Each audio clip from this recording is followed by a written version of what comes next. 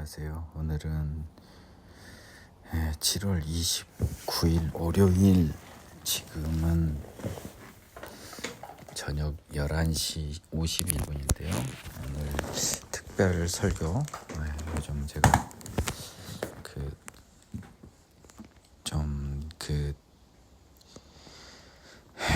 성경 녹음 작업이 맞춰서 필요에 따라 또 사람들이 부담 없이 듣기에는 설교가 편해서 가급적 특별 설교가 가능할 때는 특별 설교라는 이름하에 복음에 관한 어떤 저의 생각과 생활과 복음에 적용해 가는 부분을 전달해 드릴 기회를 갖고자 합니다. 그동안 제가 설교를 많이 들어봤는데요. 특히 제 걸 들어봤는데 말이 막 그냥 앞뒤가 안 맞아요. 그러니까 이게 큰 문맥은 있는데 주어 동사의 관계가 부적절하거나 부적절한 단어들을 쓰는 경우가 있는데 제 집중력 부족 때문인 것 같아요. 머릿속에 뭘 생각하고 있으면 말이 헛나가는 걸 느끼거든요. 그런 것을 좀 줄이고 그런 일이 발생되지 않도록 하는 훈련도 할 필요가 있을 것 같습니다. 오늘 설교부터는 그 부분을 좀 주의하도록 하고요. 약간 그러니까 호응이 안 되는 말이 됐을 때는, 그리고 또 착오에 의한 말이 있을 때는 즉시 그 자리에서 수정을, 그 설교 부분에서 정정을 하면서 넘어가도록 할 예정입니다. 지금까지는 그냥 넘어갔거든요. 오늘은 먼저 신실하신 하나님에 대한 설교를 여러분에게 전해드리고자 합니다. 우리 믿음은 제가 로마서 4장 강의에서 말씀드렸듯이 그 대상이 있어요. 여러분 자꾸 의인은 믿음으로 말미암아 산다, 믿음으로 말미암는 의다에서 여러분들은 믿음이라는 두 음절의 단어에 추상성에 빠져 있지만요, 그 두 음절의 단어는 구체성을 띠고 있음을 절대 여러분이 잊지 말아야 합니다. 로마서 4장을 통해서 바울은 그 믿음이라고 하는 것을요, 아브라함과 아브라함의 후손들의 믿음으로 두 종류로 대별을 했습니다. 아브라함의 믿음은요, 그가 바랄 수 없는 중에 바랬어요. 뭘 바랄 수 없었냐면 아이 낳는 걸 바랄 수 없었죠. 사라의 태가 다쳤습니다. 본인은 100세가 다 되었고요. 인간적인 방법으로는 아이를 가질 수 없었어요. 하지만 명년 이맘때 너에게 아들이 있으리라는 이 하나님의 말씀을 믿은 거죠. 불가능한 것을 가능한 것으로 믿었어요. 인간적인 힘에 의해서는 불가능하죠.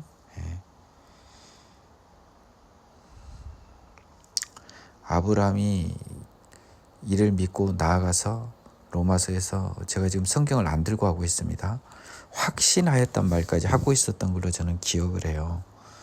그렇기 때문에 바랄 수 없는 중에 바라고, 또한 하나님이 그 약속하신 그 말씀을 이루실 걸로 확신했어요. 그러면 아브라함은 결국은 바랄 수 없는 중에 바라고 아들을 얻을 수 있다는 그 확신을 하게 된 것의 이면에는 뭐가 있었나요? 하나님의 신실성에 대한 믿음이 자리하고 있었던 겁니다. 약속을 하신 하나님이 전능하심과 신실성이 결합이 된 거죠. 바랄 수 없는 중에 바라고, 기대할 수 없는 것을 기대할 수 있었던 건 하나님의 전능하심에 대한 믿음이었고요. 그 약속하신 하나님이 미쁘시기 때문에 또한 전능하시기만 하고 약속 안 지키면 어떡해요? 나아가서 그 약속을 신실히 지키는 하나님을 믿었던 겁니다. 그러므로 이를 아브라함의 의로 여겼던 거예요. 믿음으로 말미암는 의죠. 근데 우리는 우리가, 여러분이 사라 같은 와이프가 있습니까? 여러분이 이삭을 낳겠다는 약속을 받으셨나요?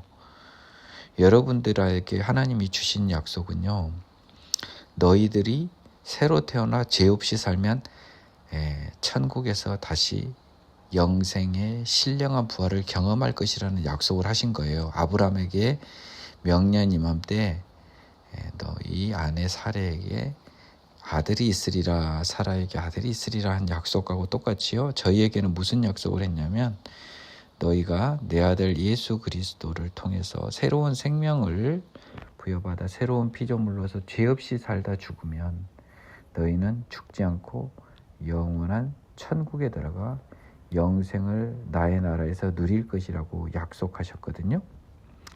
자, 그러면 우리의 믿음에 의해 근거 규정이 제가 이미 말씀드린 이 말이에요. 로마서 4장 24절에서 우리에 의해 근거 규정을 저는 이 절은 외웠거든요. 그 내용을 대충 정확히 확인은 안 해보겠습니다. 4장 24절로 기억하고요. 우리의 믿음의 근거 규정은 예수 우리 주를 죽은 자 가운데서 살리신 이를 믿는 거거든요. 그러면 예수 우리 주라고 하는 것 자체가 예수를 우리의 메시아로 인정하는 거고요. 나아가서 우리가 죄인임을 고백한 거잖아요. 근데 예수 우리 주를 죽은 자 가운데서 살리셨어요. 예수 우리 주는 죄가 없으셨던 분이고 우리를 대신하여서 죄 없이 죽으신 분이었잖아요. 그렇죠? 예. 죄 없이 죽으신 예수님은 결국은 다시 살아나셔서 죽음을 이기셨죠. 죽음의 사탄을 이겼잖아요. 우리한테 보여주셨죠. 우리 믿음의 자녀들에게, 사도들에게 보여줬고 사도들은 그 부활을 증거하는 소임을 맡았지 않습니까? 그래서 예수 우리 주, 즉 죄인인 우리를 구원하러 오신 메시아께서 죄 없이 살다 죄를 짓지 않는 인간이었기 때문에, 그분은 또한 인간이었기 때문에 죽은 자 가운데서 다시 살아나신 거예요. 이건 뭐 때문에 가능하죠? 전능하신 하나님 때문에 그렇죠. 그렇죠? 하나님이 그 죄 없이 죽은 예수를 그 새로운 생명의 힘에 의해서, 영에 의해서 다시 부활을 하신 겁니다. 이것을 우리가 믿어야 돼요. 방금 말한 두 가지를요. 예수님이 우리의 메시아로서 죄를 위해서 대신 죽으셨고 죄가 없으셨던 인간인 예수, 하나님이자 인간인 예수는 부활을 하셨어. 이 논법에 따라 너희도 예수처럼 살다 죽으면 부활한다. 이게 아브라함이 내년 이맘때 너희 아내에게 아들이 있다는 것처럼 하나님의 약속입니다.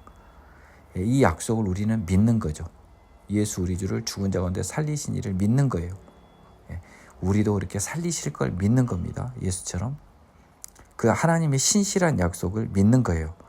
그래서 결국은 아브라함과 우리는 모두 다 하나님의 전능하심과 신실하심을 온전히 믿을 수 있고 고백할 수 있어야만 우리 의의 근거 규정인 믿음이 있다고 볼 수 있게 되는 겁니다. 오늘 제가 이 이야기를 여러분께 전해드리고 싶은 것은요, 믿음이라고 하는 것의 추상성에 대해서 여러분들이 너무 빠져 있어요. 구체성을 잃어버렸어요. 하지만 바울은 로마서에서 분명히 우리의 의의 근거 규정인 믿음의 대상, 그 구체성을 4장 24절에서 말씀을 하고 있고, 그것이 아브라함과는 다른 또 다른 형태의 하나님의 전능하심과 그분의 약속에 대한 신실하심에 대한 믿음을 의미한다고 바울 사도께서 로마서를 통해서 이야기를 하셨습니다. 따라서 여러분은 항상 내가 믿음이 있는 의를 가지고 있나, 가질 수 있나를 생각할 때는 첫 번째, 내가 온전한 죄인임을 고백하고 나아가서 예수의 힘으로 다시 태어나며, 또 나아가서 다시 태어난 나는 죽지 않고 신령한 몸으로 하늘나라에서 부활한다는 이 세 가지 모두를 온전히 믿고 하나도 의심하지 않아야 됩니다. 그것을 우리 하나님께서 온전히 이루어 주실 것으로 온전히 믿고 확신해야 되는 거죠. 이 세 가지 중에 하나도 여러분의 것이 되지 않으면 여러분은 믿음이 없는 것이 됩니다. 따라서 믿음으로 말미암는 의를 여러분은 가질 수가 없게 되는 것이에요. 따라서 우리는 이 믿음으로 말미암는 의를 위해서 나의 죄인성에 대한 온전한 회개와 생명의 성령의 법으로 다시 태어나는 것과 회개를 통해서요, 새로운 생명의 성령의 법으로 새 피조물로 태어나는 것과 나아가서 새 피조물로 태어나게 해주신 하나님이 새로운 피조물로 태어나게 해주신 나에게 역시 하나님의 약속에 따라 새로운 피조물이 나는 죽음을 넘어 천국에서 부활할 것이라는 이 믿음, 이 세 가지의 믿음이 온전히 여러분과 저의 것이 되기를 진심으로 기원합니다. 이 세 가지 중에서요, 가장 여러분께 피상적으로 확인하기 쉬운 것이 이 세 번째 것입니다. 우리가 죄 없이 죽고 새로운 생명으로 태어나서 죄 없이 죽으면, 새로운 피조물로 죽으면 우리는 죽지 않고 아버지의 나라 천국에서 부활을 할 수 있다는 믿음이에요. 이 믿음이 여러분 참 우리 인간의 힘으로는 되지 않습니다. 이게 하나님이 해 주셔야만 해요. 저는 이 예수를 믿는다는 것이 방금 이 세 가지를 다 포함하는데, 사람들은 너무 이 구체성을 다 눈을 감아버리고 추상성에만 매몰돼 버리는 우를 범하고 있어요. 저는 이 믿음의 구체성을 여러분에게 꼭 전해드리고 싶어요. 제가 어떤 비근한 어떤 제 케이스를 이야기를 드릴게요. 저에게는 와이프와 딸 둘이 있습니다. 여러분들은 왜 교회를 안 다니냐고 자꾸 물어봐요. 저는 지난 일요일 설교 때 김혜자 씨의 예를 들어서요, 전능하신 하나님을 먼저 알고 예수님을 알았어요. 그리고 예수를 믿는다는 것이 방금 말한 믿음의 구체성이 앞서 본 세 가지에 대한 온전한 고백이 되어야 되고, 그것은 인간의 힘으로 되지 않고 내가 교회 가라 그래서 교회 다닌다고 되는 것이 아니에요.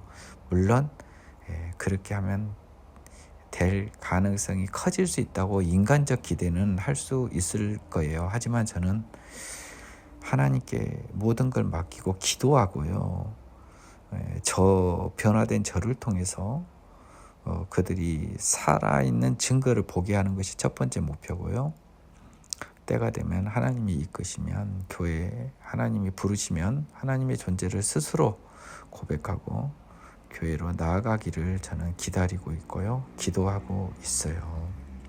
그만큼 저는 이 믿음을 소중하게 생각하고요, 믿음에 있어서 원칙적인 주권, 구원에 있어서의 원칙적인 주권이 하나님께 있음을 온전히 고백합니다.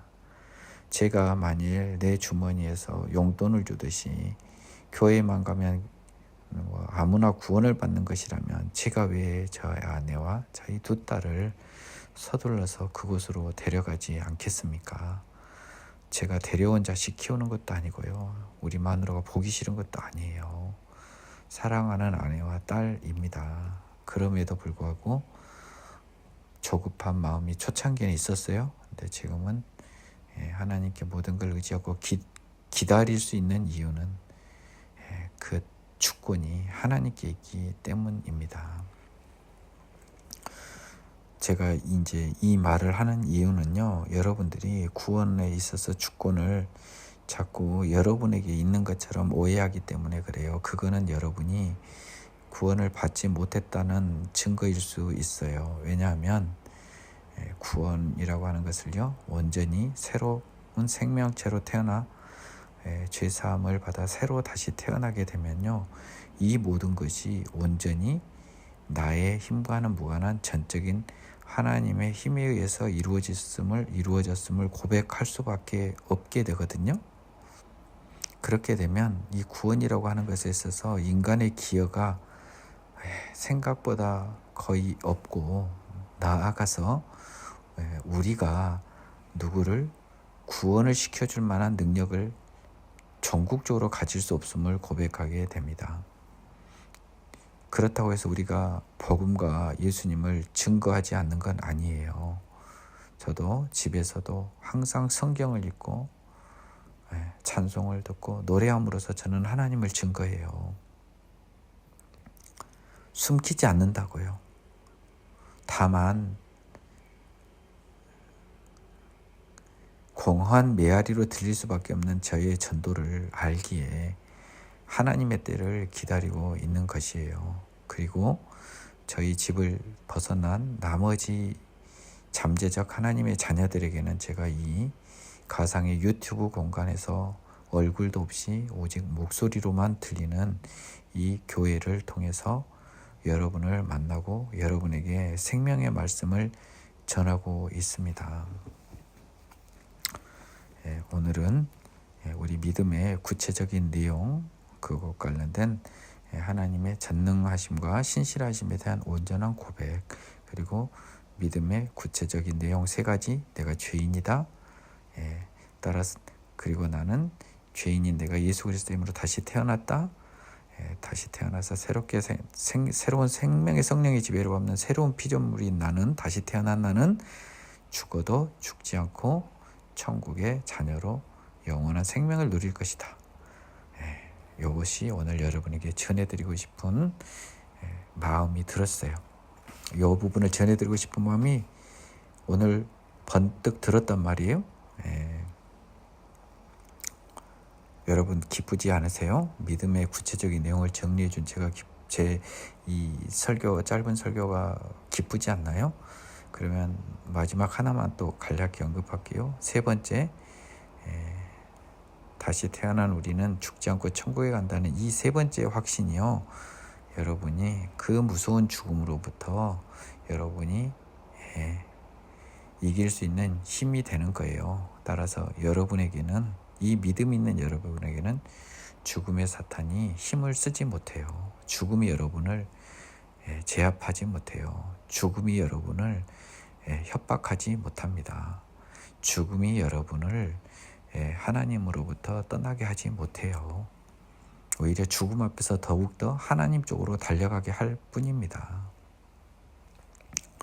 따라서 우리는 죽음을 넘고 세상적인 죽음, 다른 하나님을 모르는 사람들이 하는 멸망에 이르는 그 죽음이 아니요, 희망의 죽음을 기다릴 수 있고, 죽음의 그 순간을 결국은 어떤 희망, 사모의 대상, 결국 내가 나그네 길을 마치고 들어갈 영원한 나의 안식처로 죽음을 생각할 수 있는, 여길 수 있는 하나님의 자녀가 될 수 있기를 우리 모두가 항상 기도해야 합니다. 그 힘은 우리에게 없어요. 하나님께서 주셔야만 합니다. 이 설교를 하는 저도 지금 마음속으로 또 그 부분을 영원히 지켜달라는 기도를 하나님께 드리고 있어요. 우리 모두 이 이야기를 듣는 모든 여러분에게 하나님께서 그 크신 그 능력으로, 사랑으로 여러분을 죽음의 순간까지 믿음으로 이끌어 주실 줄로 믿습니다. 우리는 하나님을 그때까지 의지할 것이잖아요. 간증을 하나 할게요. 제가 요즘 설교를 하는 또 다른 이유 중에 하나가요, 하나님이 주시는 그 약간의 시련 앞에서요, 제가 전번에도 약간 언급은 했지만 경제적으로 좀 유난히 좀 돈을 안 주세요. 이건 뭔가 하나님 뜻이 저는 있다고 봐요. 이럴 수도 없고, 그래서 저는 항상 예전 같았으면 돈이 이렇게 막히면 사건을 만들어낸다든지 의뢰인들한테 때를 써서 좀 달라고 한다든지 이런 마음이 들잖아요. 지금 그리고 실천하죠. 그 마음대로. 지금도 가끔 그런 마음이 들 때가 있음을 고백해요. 하지만 이 마음을 좀 없애주세요. 하나님 제발 좀 그런 마음 안 들게 해주세요. 그러기 위해서 돈 주세요, 그런 마음 안 들게, 이거보다는 일단 이 마음, 이 더러운 마음 안 들게 해주세요 라는 기도를 먼저 합니다. 그 기도를 먼저 하고요. 이런 과정을 거치면서 제가 그동안 내가 미처 생각하지 못했던, 배려하지 못했던 그 많은 어려운 분들의 아픔을 조금은 이해할 수 있을 것 같아요. 온전히는 이해 못해도요. 더하여 뭘 이제 간증을 하고 싶냐면, 옛날 같으면 제가 억지를 많이 부린다고요. 그리고 발버둥을 치고 속된 말로 사건을 물어오려고 막 노력하고 그럴 거 아닙니까? 근데 진짜 지금 목에까지 차온 상황에도 일단은 너는 하나님한테 맡깁니다. 네. 아니 우주를 만드셨다고 나를 죽은 나를 부활시켜줄 하나님이 세상에 그 작은 거 하나 해결을 못 해주시겠습니까? 뜻만 있으시다면요. 네. 이 궁핍함은 좀 부적절한다는 거고, 이 형제의 궁박한 상황이 나에게 뭔가 하나님의 좋은 어떤 연단의 시간이라고 저는 보고 있습니다. 그래서 좀 불편함은 솔직히 고백해요. 불편함은 고백하지만 그렇다고 해서 내가 하나님에서 다른 곳으로 떠날 마음은 추워도 없이 오히려 더 그분께만 매달리게 되는 그런 고백을 여러분에게 좀 자랑삼아 하게 되네요. 이건 분명 자랑이고 여러분은 부러우실 거고 여러분이 부러워하셔야만 합니다. 저도 이게 또 내 완전히 내 입만 아니니까 저도 이 마음을 계속 유지시켜 주시기를 기도하고 있지만 제 이야기를 듣는 여러분은 좀 부러워하셔야 된다는 거예요.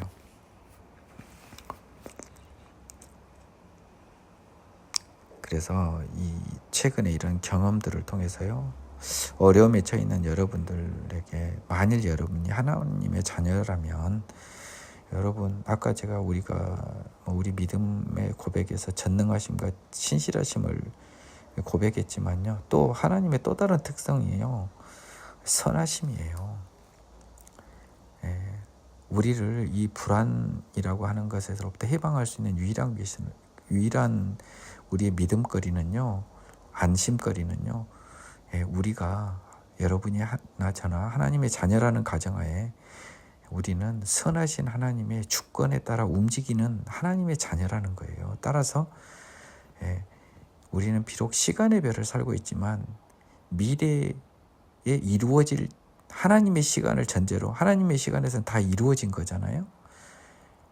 결과는 항상 선하신 거고, 그 선하신 하나님의 주권에 따라 우리가 움직이기 때문에 정말 절체절명의 순간, 그 순간마저도 내 생명이 풍전등화에 있는 그 순간마저도 우리는 하나님의 선하신 주권을 고백할 수 있는 믿음의 자녀가 되어야 할 것입니다.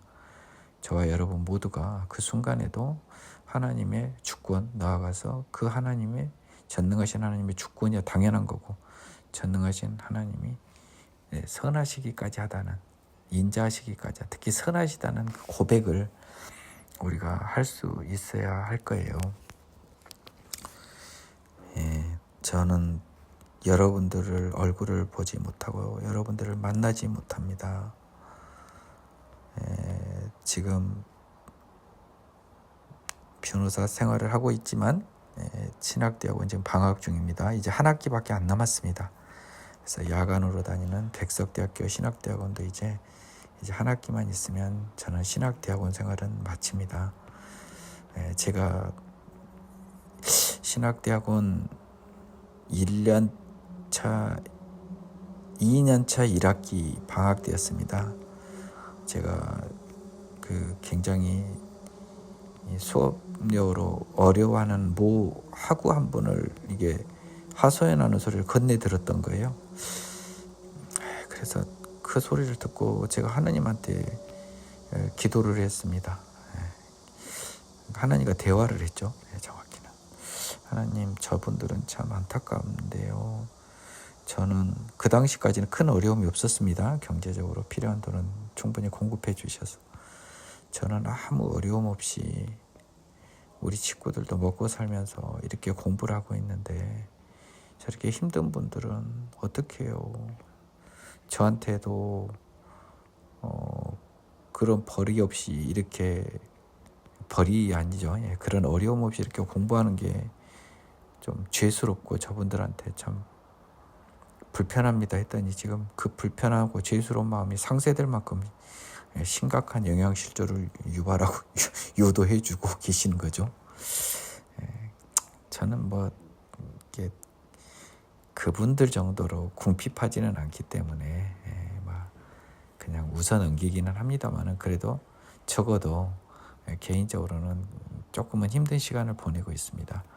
이 힘든 시간을 보내고 있던 걸 여러분 앞에 고백하고 있는 이유는요, 이 힘들다고 하는 것 앞에서도 선하신 하나님의 주권을 믿고 그분의 인도하심을 기다리는 여유와 믿음을 좀 갖자는 것을 여러분에게 오늘 전해주고 싶은 마음이 커서 설교를 준비하게 된 거예요. 지금 어려운 형편에서 이 이야기를 듣고 계시는 여러분, 여러분은 이 세상에서의 이 힘든 시련의 시간이 여러분의 완성된 구원에 비하면 아무것도 아니잖아요. 여러분 어차피 저나 여러분 지옥 갈 죄의 몸이었잖아요. 죽음 앞에 벌벌 뗄 운명들이었잖아요. 세상을 불안, 초조, 긴장, 시기, 질투, 부러움, 미움, 증오로 온갖 더러운 탐욕으로 살아갈 죄덩어리였던 저와 여러분을 그리스도 예수의 은혜의 피로 십자가의 능력으로 이렇게 죄사함을 받아 천국의 약속받은 자녀되게 하여 주셨으니 그 크신 은혜 앞에서 잠시 동안에 우리에게 닥치는 환난은 견딜 수 있는 거잖아요. 바울 사도님도 로마서에서 우리가 현재 받는 이 고난이라고 하는 것은 장차 우리의 영광, 천국 자녀로서의 영광에 비하면 얼마나 보잘것없는 거겠어요. 바울 사도님은 하나님의 영광을 봤어요. 천국의 영광을 맛봤단 말이에요. 그분이 우리에게 이미 2000년 전에 위로의 말씀을 해 주셨습니다. 그래서 우리는 믿고 기다릴 수 있는 거죠. 여러분, 세상이 여러분을 힘들게 하더라도 죄사함 받은 여러분의 권리를 세상은 뺏어갈 수 없어요. 여러분은 죄사함 받은 하나님의 자녀로서의 그 권리를, 그 특권을 부여받음으로 세상의 모든 환난과 역경을 즐거운 수업료로 간주하시고 그 환난과 역경이 시간이 지나서 어느 순간에 보면 어마어마한 믿음의 토양으로 변해 있는 하나님의 신비로운 마법을 경험하시기를 바랍니다. 계속된 무더위 속에서 어제부터 바람이 서늘하고요. 지금 이 시간 제 방에 에어컨도 없는 곳에서도 시원한 바람이 불고 있습니다. 하나님의 이 은혜의 시원한 바람이 언젠가 덥고 습한 이 여름이 지나면 선선한 가을이 오듯이 여러분에게도 이 힘들고 끝날 것 같지 않는 깊은 고난의 터널은 결국은 하나님이 정한 시간에서 끝이 있게 마련이고 그 끝에 도달하면 여러분은 빛을 볼 것이요 여러분이 지나왔던 그 모든 과정이 여러분의 믿음을 더욱더 강하고 견고하게 할 자양분 걸음이 되었음을 하나님의 시간과 지혜 속에서 뒤늦게 확인하게 될 것입니다. 그때까지 참아내시는 여러분이 되기를 기원합니다. 시간은 흘러가고 하나님의 시간은 다가옵니다. 우리는 하나님의 시간을 기다릴 수 있어야겠어요. 더운 여름 여러분들 모두 건강에 유의하시고 우리는 천국 소망이라고 하는 가장 큰 빌 게이츠도 이건희 회장님도 갖지 못했던 하지만 우리는 갖고 있는 그 이 세상 모두를 사고도 남는 천국 소망, 천국 확신의 그 약속 그거 하나를 붙잡고 이 험한 세상, 이 힘든 세상 하나님이 없으면 도저히 살아갈 수 없는 이 세상을 그 소망을 하나 붙잡고 죄에게 지지 않고 하나님의 자녀로서 의연한 발걸음을 내디딜 수 있도록 저와 여러분 모두에게 하나님의 은혜가 성령님의 은혜가 역사가 힘주심이 우리의 남은 생 모든 기간 동안 넉넉히 공급되기를 예수 그리스도의 이름으로 기원합니다.